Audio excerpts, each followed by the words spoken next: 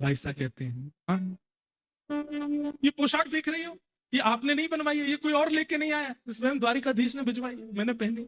मेरे मांग का सिंदूर देख रही हो, रात्रि में आए थे और मुझसे विवाह रचा करके गए। मां, अरे ऐसी बात बनाती रहती है, किसी ने देखा तेरा विवाह?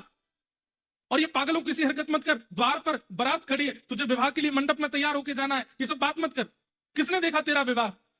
अरे माँ, आपने तो 500,000 लोग बुलाए होंगे, पर कल मेरे विवाह में 56 करोड़ दर्शनार्थी आए थे, मेरे दुल्हा बनकर के साक्षात ब्रजनाथ आए थे और आकर के मुझसे विवाह करके गए। 56 करोड़ लोगों ने मेरे विवाह का दर्शन किया। हाँ, मुझे आशीर्वाद दो। क्यों? अचल सुहाग मिला है, दुनिया की सबसे भाग्यशाली कन्या हूं मैं। ऐसा दामाद मिला है आपको, ऐसा पति मिला है मुझे जो अचल है, जिसकी मृत्यु कभी नहीं होगी। आश्चर्य तो बंधुओं वहां खड़े सबको होने लगा।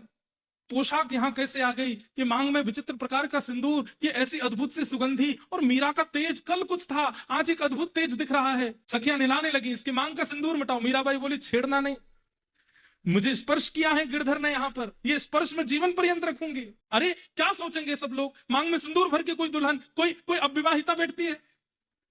मीरा बोली, मैं छुपा लूंगी लेकिन इसे नहीं मिटाऊंगी।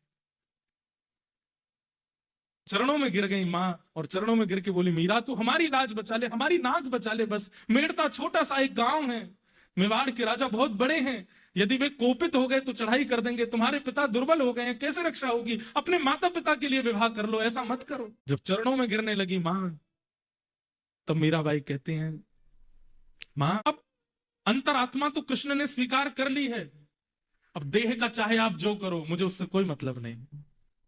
आपको चाहिए कि मैं आऊं मंडप में, मैं आऊंगी, जैसा श्रृंगार कहोगे करके। शरीर तो चाहे आप जिसको दे दीजिए, और शरीर के चाहे साथ चाहे जो होने दीजिए, मुझे उसकी चिंता नहीं। और मीराबाई अपना श्रृंगार करती है, लेकिन मुख पर बिल्कुल भी अप्रसन्नता नहीं है, प्रसन्न मुद्रा में है।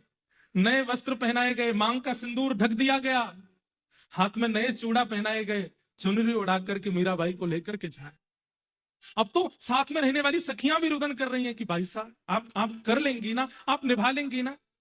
बोले, अब अरे विवाह के बाद मुझे थोड़ी निभाना है, मेरे पति निभाएंगे ना, श्याम सुंदर निभाएंगे। उन्होंने अपना वचन पूरा किया, उन्होंने मुझसे ब्याह कर लिया, अब शरीर चाहे माता पिता जहां भेज दें, मुझे इसकी चिंता नहीं। मंडप में भोजराज के बगल में मीराबाई को बैठा है, कन्यादान हुआ। भाई साहब के एक अश्रु नहीं निकला है नेत्रों से, वो तो बस मंद मुस्कान है और बैठी हैं, वही चिंतन कर रही हैं।